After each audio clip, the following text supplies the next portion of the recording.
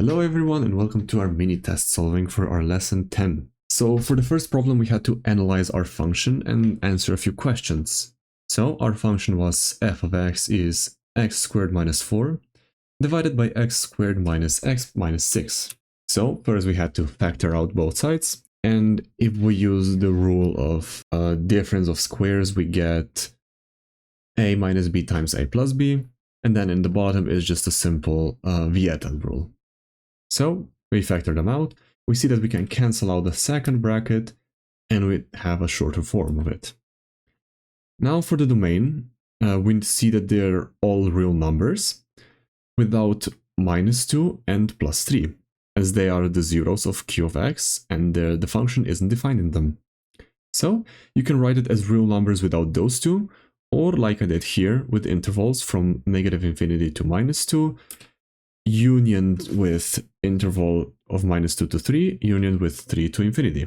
Next we had to determine the asymptotes. Since minus 2 is a whole, we only have one vertical asymptote, that is x equals to 3. But because the degrees of polynomials are the same, the horizontal is just the ratio of leading coefficients, which is 1 divided by 1. So our horizontal asymptote is at y equals 1. As for wholes, we have already established that x minus 2 is a whole. Now, we have been given a few functions and we have to determine whether the horizontal asymptote exists or if it's a slant asymptote. So, for our first example, 2x squared plus 5 divided by x squared minus 4. Since the powers or the degrees of the polynomials are the same, we have a horizontal one with the ratio of the leading coefficients. So 2 divided by 1, horizontal at y equals 2. So, for the same degree, we will be taking out the ratio. For our g of x, we have the degree in the p of x higher than that in the q of x. So we have to divide them. I will now show you how I solve this division in a faster way for simpler polynomials, which is a bit faster and slightly more useful because it saves you a lot of space. But yeah, I hope you did it on paper. I'll just show you how I think of it. So dividing this with the first term divided by this, I get x, multiply back and subtract, I'm left with 2x plus 1, divide and get 2, subtract, and that's a remainder, I don't have to divide it anymore. So my slant asymptote has a formula of x plus 2, and since we have a slant one, we don't have a horizontal one. But yeah, I just visualize the division, so I divide this one with this, first one, multiply back, and just imagine the numbers. We're always working with maximum of 4 numbers at a time, so it also helps working with memory.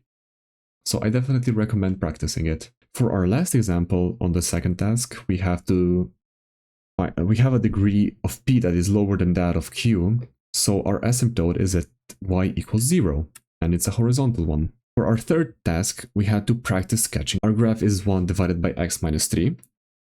First we get the domain, which is defined everywhere except for x is 3. Then we know that this is also a vertical asymptote, where the sign will change because it's an odd one.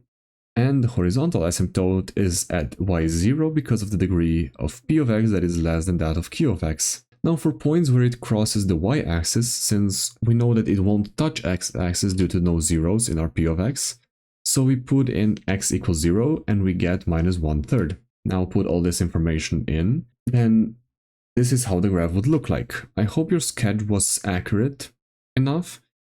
As long as you show that the graph approaches the asymptotes in these regions, and that it goes to this point, and that it curves here, it doesn't go straight, I think your teacher should mark it as fine. For our last task, we had to design a function with certain conditions. So slightly harder, hopefully it went well. They were that the graph has to have a vertical asymptote at x equals minus 2, a whole at x is 1, and a horizontal asymptote at y equals 2. I will note that I will not show the process to get one function, but a general formula, so it will be slightly more complex, but the first steps will be the same. For you guys, it's just important to follow the conditions set and let the combination of your knowledge and imagination take you to the solution. This is how our asymptotes would be placed, marked with the dashed lines, while the whole is marked with a dotted line. Now our graph has to approach both asymptotes, and what are asymptotes other than the zeros of q of x, and one of the three situations based on the degree. So let's write out what we know and what are our basic options. So since the vertical asymptote is a zero of the denominator, so the q of x, it's now up to us to decide if we want to have an odd or even zero. So here, if we want an odd zero where the signs change around it, we will use the bracket x plus 2 odd amount of times. And if we want the sign to stay the same, so it goes from up to down, then we will use the even number of them. For this case, I will use 1, and I will expand on it later. Then we have x minus 1 in both p and q of x, so that gives us a whole, which I marked here. And lastly, we have a multiplied to everything, as that term dictates the horizontal asymptote.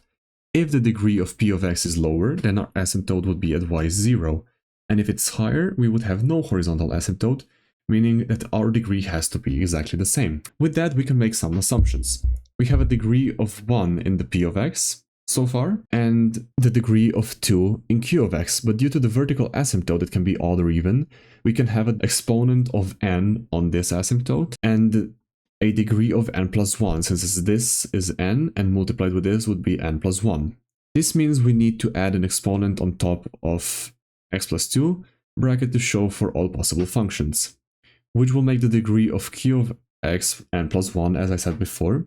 And if we want the same degree of p of x, we need to make sure that the multiplying a with x minus 1 would give us n plus 1 degrees as well. So we take 1 away, that the one that represents x minus 1, and we're left with n, meaning that a has to contribute n degrees, so a term of x to the power of n. But it is also important that it determines the y value of it through the ratio of coefficients, so I will add b in front of q of x. That is important to note because the ratio between a and b has to be 2 in like the leading coefficient terms, so this is actually up here.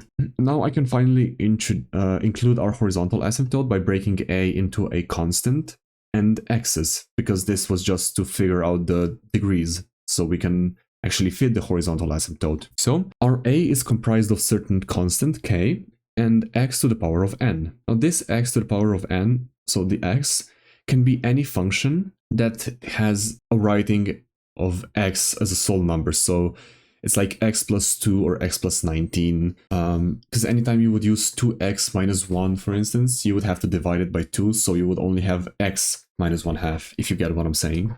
So x has no coefficient multiplied to it in the function itself. But yes, now we also have a condition that k divided by b has to be equal to 2. They're purely constants.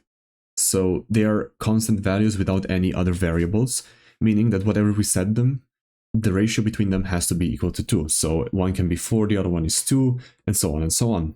Now let's replace a in the general formula, and this is our solution. This n should be the exponent. So k times x to the power of n times x minus 1 divided by b times x plus 2 to the power of n times x minus 1 is the general formula. If you can fill out this formula to get whatever function you made, then you did it correctly. If you made a different function that still respects all these three conditions, but does not follow my general formula, you're either too advanced for my lessons or I forgot to account for something else, which is also probable. So as long as it fits all three conditions when graphed, you did it perfectly, and I recommend using Desmos to check it out to be sure. But if you made a mistake, I hope that this step-by-step was useful in finding where you went wrong. Again, this n here should be the exponent. If for some reason it does not like to be marked as one when I'm copying it. For instance, for one example that I did, I decided to use k as 2 and b as 1 and n as 5. And I got this example.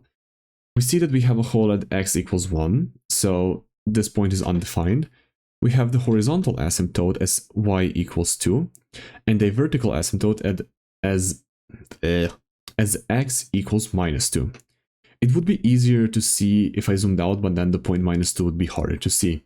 But yes, this is just one example. I could multiply it all together and get like 2x to the power of 6 minus 2 divided by whatever the hell of a snake down here is. but it would start with x to the power of 6. But yes, I hope the mini test solving went well. I hope you had no significant issues, and if you did, feel free to join my Discord server and ask me for more help, as I would love to help you all guys learn as much as possible. Thank you so much, and I'll see you all around. Bye bye!